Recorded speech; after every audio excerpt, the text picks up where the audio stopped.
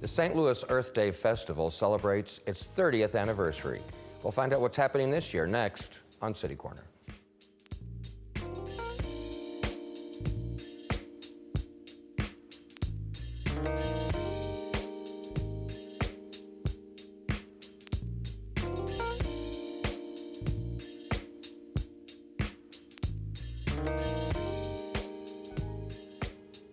I'm Steve Potter, and welcome to City Corner. The St. Louis Earth Day Festival is coming up this year on April 27th and 28th, and we welcome its director, Jen Myerscough, executive director. Hi, Jen. Welcome to the show. Thanks, Steve. Are you excited? I am very excited. You've been involved with the St. Louis Earth Day Festival for a few years now, right? Yeah, this is my 5th festival that I've been involved with. Uh-huh. Yeah. And why are you involved? That's a good question. I went back to grad school kind of late in my career and really fell in love with this concept of sustainability.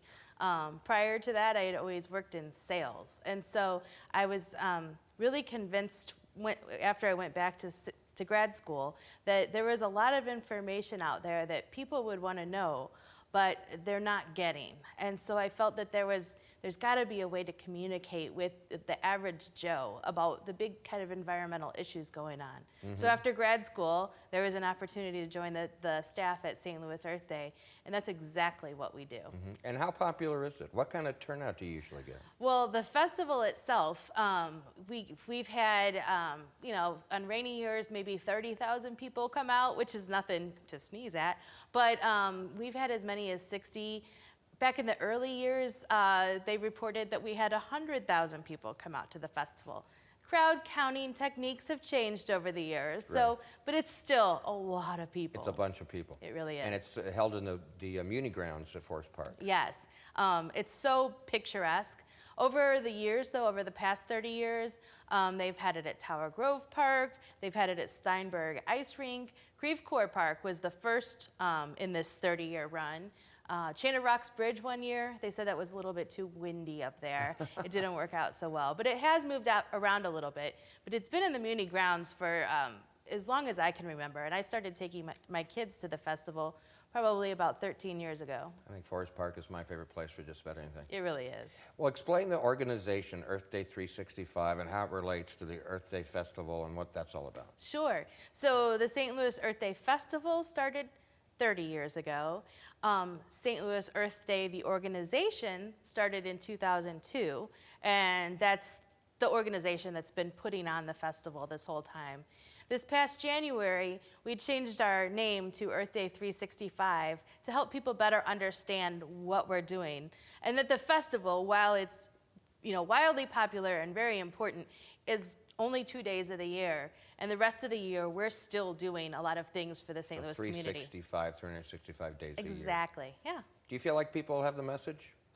Nope. I always think that there's opportunity to continue talking to people. And that's part of our mission, too. We don't force things down people's throat. We meet you where you are and help you learn at the pace and about the topics that you're interested in learning about. Yeah, I guess you're right. Everybody would be different about how open they are to those issues, I guess. Absolutely. And how far down the road they are on them. Yeah. Let's you brought along some great pictures, images from, I think, past festivals. We're going to look at while you're here. Why don't we take a look at about 3 to begin with, and you can just kind of, if you have any memories of them, or talk about what's happening. Now, these have all been taken at Forest Park. Yes, I believe they have. So this was from our files that we got from somebody from one of the earliest years. I want to say this is the early 90s, not the first Earth Day. It was interesting to see in the early photos that we went through a lot of costuming. That was popular in the 90s, apparently. Yeah. Let's go to the next one. So this is Joya World Percussion, and they have been part of the Earth Day Festival since the very beginning. Some members of this group have actually been involved with the organization of the festival. At this time, now that we kind of have full-time staff that's planning the festival, there are performers there, but they are so much fun. They play. What do they sound like? a drum band, but with tambourines and drums, and they dance, and they get everybody involved. Cool. Let's look at one more.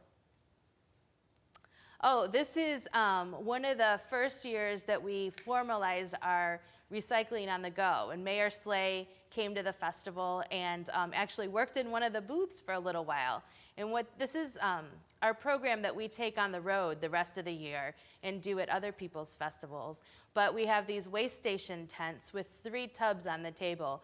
And we help people understand what part of their waste can be recycled, can be composted, or is left to go to landfill. And so it's kind of an engaging activity that we do all year long. What can you share with us a little bit about the history of Earth Day, not just here in St. Louis, but in the country, I guess? I remember back when I was a freshman in high school, about a million years ago, it was like 1969, 1970. It was a big deal in high school because environmental issues were kind of new then, at least like it seemed like to me in Sure. school. And there was a big deal in my high school about the environment. That was about when it all began, wasn't it? Yeah, so 1970 was the first Earth Day in the country. And there was a festival, a celebration. I'm not sure if it was celebration, protest. People kind of have different ideas about that. In St. Louis then. And they were pretty much, from what I understand, at a lot of college towns across the country.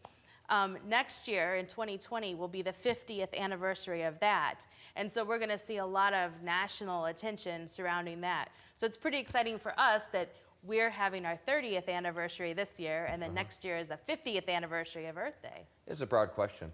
But have the issues that we address on Earth Day over the years changed a lot or not? I would say no. Really? I would say, maybe the acceptance that people have of those issues or the understanding has been evolving. But I think that we've always been concerned with conservation, climate, littering, kind of the basic environmental things that people think about. Uh-huh. But I bet people would have laughed at you back in 1970 if you talked about we shouldn't be using plastic straws. Right, yeah. Right? Definitely. Those are on their way out, aren't they? I hope so.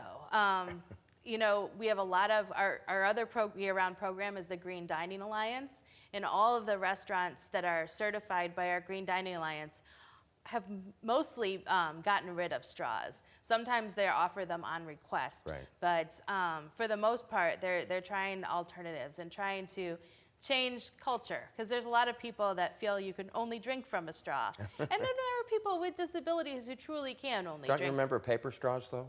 Wouldn't that be a better way to go? Yeah, there are a lot of people switching to paper straws, but why do we need straws anyway? All the time. I have actually refused plastic straws. I just want you to know that. I'm proud of you. Let's take a look at 3 more images that you brought with you of Earth Days in the past. That's Forest Park for sure. So that's just a kind of an iconic image of the festival.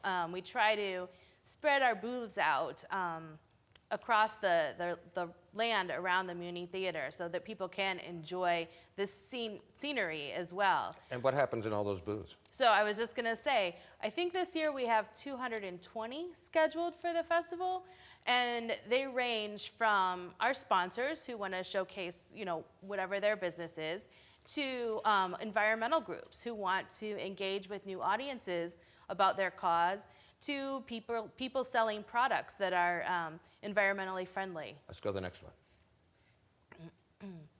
This is a crew of recycling on the go guys at a past festival. Volunteers?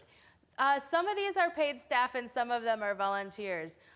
This is a great summer job for young people if they're interested. I shouldn't even say young people. We've had some older people do it too. Because we have to go do this at other festivals around the city, we need people who are trained to do this and to talk to people. So it's a great summer job too. Let's look at one more. The Peace Garden. The Peace Garden, I don't think they were at our first festival. I'm thinking of the history timeline that I have. But shortly after the first festival, it's a group of people that coordinate the activities there, everything from meditation to puppet shows to readings to poetry, just kind of a calming place to go and connect with others. Probably one of the most important topics that we have to address today is beer. Oh, yes. Now, I know a lot of people are concerned about that. Yes, beer is an important thing. I mean, how many local breweries do we have in St. Louis now? Gosh, yeah. It's going crazy. Our city is known for this. And we want to showcase that at our festival, because everything at our festival is about our local community. Do you have a special beer made or what? Actually, Urban Chestnut is making a special beer to honor our 30th anniversary. It's called Earth Day Bach. They'll be pouring that at their brewery. We'll also be pouring it at our Earth Day Beer Garden at the festival. I like that, because if someone gives you a hard time about drinking beer, you can say, I'm doing it for the environment. Yes, absolutely. That's great. Absolutely. I think that you've put together, not you personally, but some sort of special video that they're going to be showing during the festival? Yeah, it's great. A couple of our board members have been interviewing some of the people that were involved in the first Earth Day festivals in St. Louis, and then some of the more current staff about their memories and their impressions and what Earth Day means to them. And so right now I think they're still editing the video together, but they're going to be screening it at the festival. Now, local restaurants are involved, not necessarily at the festival. Are they doing things off-site? Well, actually, there are 15 to 18 restaurants at the festival, and they are all part of the Green Dining Alliance as well. So every restaurant who's selling food at the festival will be featuring, whatever it is that they want to feature. We don't allow things with high fructose corn syrup or any of the bad things. But the great thing is that every food booth will also feature, if they don't already, specialize in this, a vegan or vegetarian item. Wow. And how do you pay for all this? Yeah. So all of the people involved obviously pay a nominal booth fee, but we rely on support from the community, sponsorships for the festivals, individual donors, just to keep everything free, because we really don't want to create any barriers for someone to come and learn. Right. But you have something, I know you would never turn down a donation, but you have something what you're calling 30 for 30? Yeah, sure. So we thought that a $30 donation was an approachable amount for most people. And so we're asking people to donate $30 this year in honor of the 30th anniversary. Well, great. Well, Jen, we're going to take a little break now and come back and talk more about Earth Day and share what is going to happen. Coming up in just a few minutes, this is City Corner, and we'll be right back after this.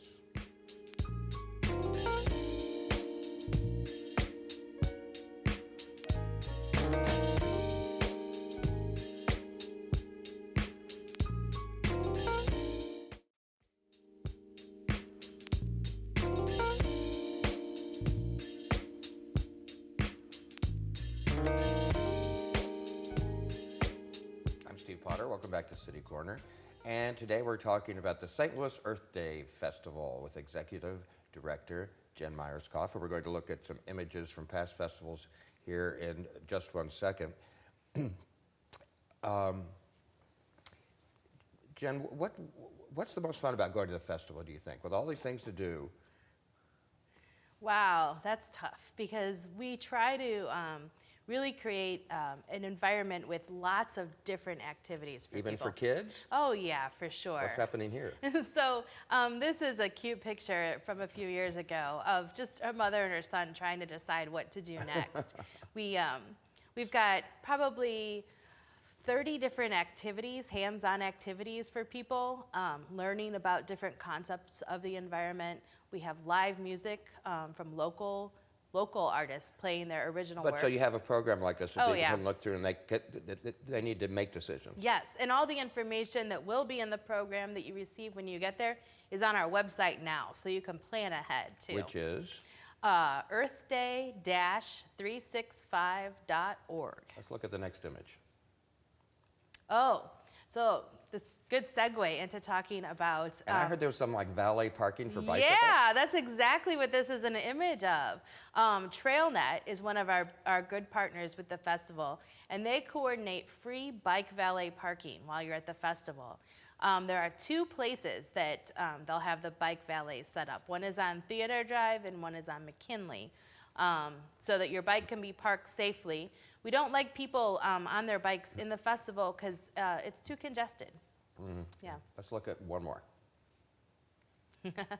I sent this picture because it sat on my screensaver for years because it's just a great picture of the crowds of people enjoying themselves. It's not a festival where you have to be up doing something all the time. You can sit down and enjoy some music. This little guy was dancing to whatever was on the stage at that time. And it's just a great atmosphere for families and dogs. I'd say the human to dog ratio is probably 4 to 1. No kidding. Really. What's the Earth Day Challenge? Well, the Earth Day Challenge is something that we put out there every year to encourage people to act differently than their normal routines. If people come to our challenge booth, at the festival and tell us that they use low-impact transportation, so that could be either taking metro to the festival, carpooling, or riding their bike or walking. If they say that they brought their own bag and their own water bottle, and then that they're going to eat or have eaten a plant-based meal, vegan or vegetarian, they get to choose a prize. And we have prizes donated from hundreds of different places, and there's some really good stuff. I mean, do you give them lie detector tests, or how do you prove it? No, it's the honor system. But, we really want to just challenge and encourage people to do something just a little bit differently. Try it out, and ultimately see how easy it is to do that. You mentioned demonstrations of things. There's something called Earth Dance Farms. What's that about? Sure. Earth Dance Farms is up in Ferguson, Missouri. They run an organic farm and farm school. But at the Earth Day Festival, they are doing kind of like home farming demonstrations.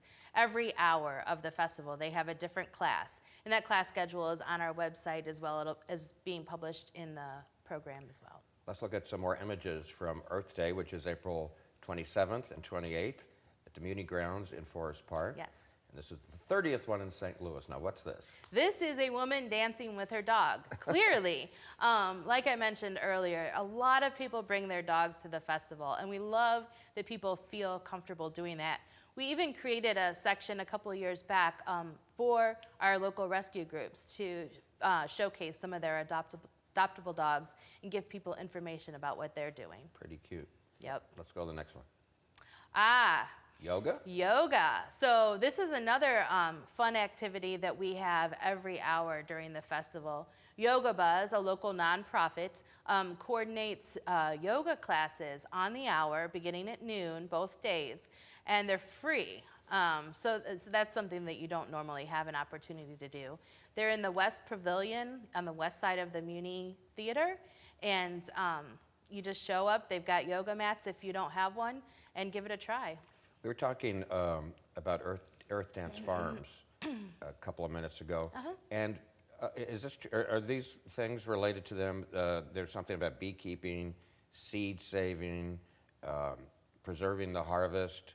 Is that part of that? Yeah. Those are some of the classes that they're going to be offering. Seed saving is just what you think it is. It's, taking some seeds, learning how to take the seeds out of the food that you eat and save them for the next year to plant. So if you have a particularly good tomato, for instance, and you want to do that again, you can save the seeds from that. That's easy for somebody out in the county. Do you help people like who live in more of an urban area? Because it's a different thing for them to do that. Yeah. Actually, I live in the city and I grow a lot of produce here. And preserving the harvest is another thing that I like to do. And that refers to canning or pickling or drying your herbs, things like that all the things that you harvest from your garden, you don't have to eat immediately. There are ways to keep them a little longer. A couple more things the Earth Dance Farms is doing I want to ask you about. One, did you just mention foraging? I think you did. No, I didn't say Okay. foraging. But I just heard a lot about foraging on the news this morning because it's morel season. I have friends that are totally into that. I know. I wish I had the time this time of year to look for them.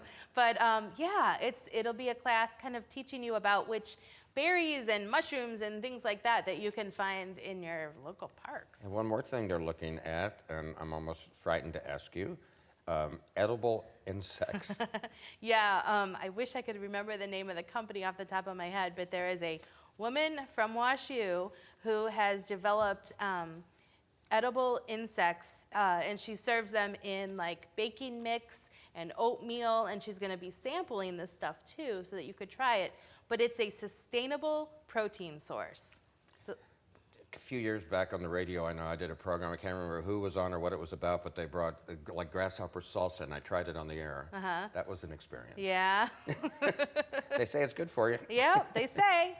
Let's look at 3 more images from past Earth Day festivals in St. Louis, and you can share your memories. Oh, this was a great example of an activity for children. A local architecture design firm took those big mailing tubes and made like life-size Lincoln logs out of them. And so kids here were playing with them and building structures with them. Looks like fun. Yeah. Let's go to the next one. Oh, a couple years ago, it was really warm and beautiful. And over near the Muni Lower lot is a little place where the stream comes down and there's flat rocks. It's right by our stage, too. So there was a lot of people playing in the water and listening to music and stuff. Looks like a picnic. Oh, it's definitely a picnic. And one more. Again, the Joya drum crew. This looks like it probably was in the Peace Garden. They do a drum circle, a women's drum circle in the Peace Garden. It's part of their programming. That's interesting. Yeah. Is there anything new this year? Well, you know, certainly the Earth Day, birthday beer is new. We're partnering with St. Louis Beer, a local nonprofit to promote local breweries, to put on the beer garden. So the beer garden itself is going to be a fundraiser for both of our organizations. You know, I've got an environmental question to ask you. Where I live, we've been doing, you know, you put recyclables in a separate garbage can for pickup. And I saw some news report just the other day, I don't even remember where it was, but they were making a point of how if you do it incorrectly, everything you're doing is wasted. If you put something wrong in there or put it in the wrong way, or that's still, people should know what they're doing, right? Yeah, absolutely. Kind of a downer point, but it's really important for people to understand that. If there are 10 people on your block that put out their blue bin for pickup, and one person puts, I don't know, lumber in there or yard waste, and they all get dumped into the same truck, it's highly likely that that truck is going to have to unload at the landfill rather than the recycling facility, because that contamination permeates everywhere, and then all of your efforts to recycle are in vain. There are a lot of media campaigns out there right now about letting people know exactly what goes into the blue bin. I know we've become kind of accustomed to the convenience of the blue bin, but it's important to know that not everything in the world that can possibly be recycled is welcome in that blue bin. The places that take that material are only sorting for specific items. So the 30th annual St. Louis Earth Day Festival is coming up on the 27th and the 28th. And I think you want to make a point about giving people some advice about coming to the park, right? Yeah, definitely. Part of the Earth Day Challenge, as I mentioned earlier, was about transportation. If you've been to Forest Park, you know that it's lovely, but it has a lot of narrow roads and they're windy and it can get very congested in the park. And so we have a couple options for people so that they don't get caught up in that. One is that St. Louis Community College at Forest Park has graciously offered to let us allow people to park on their campus. And St. Louis Lambert Airport is providing their shuttle buses, and they're going to run people back and forth between the community college and the festival. So that's one way to kind of alleviate the congestion. Another way would be to use public transportation.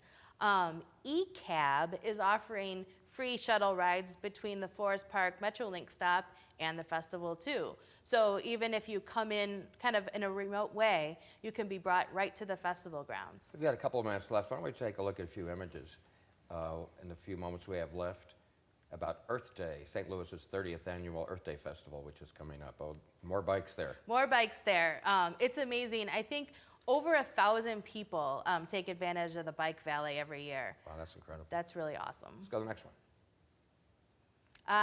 I mentioned earlier, all of the performers on both of our stages, we have a community stage more geared toward children, and then our main stage, which is, for anybody, local artists performing original music.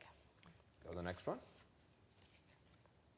And we do provide a lot of great places to just relax and listen to the music or eat your food or whatever. But again, it's these pictures I get excited about because they're just so pretty. It's just so nice to be there. A lot of people kind of look at this as the beginning of spring, an activity to be for the beginning of spring, right? We hear from a lot of people that this is like the kickoff to spring, kickoff to the spring and summer festivals, but also just your first chance to get out. I remember that's why I started going to the Earth Day Festival myself. My kids were getting, kind of stir crazy in the house. I said, come on, kids, we're going to this thing. All right, well, I hope people put it on the calendar. I hope they go to your website. Yes. And we'll have that information come up. And Jen Myerscough, thank you so much for being here. It's going to be an exciting event, April 27th and 28th at the Community Grounds in Forest Park.